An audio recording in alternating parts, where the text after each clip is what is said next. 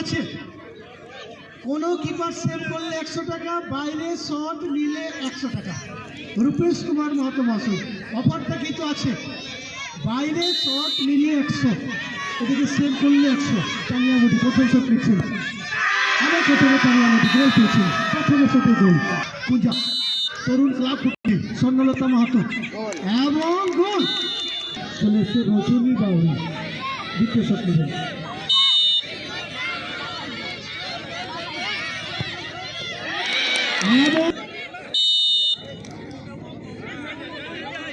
শিবানী এবং এই মুহূর্তে গোল তানিয়া কিপারের দায়িত্ব পালন করছেন।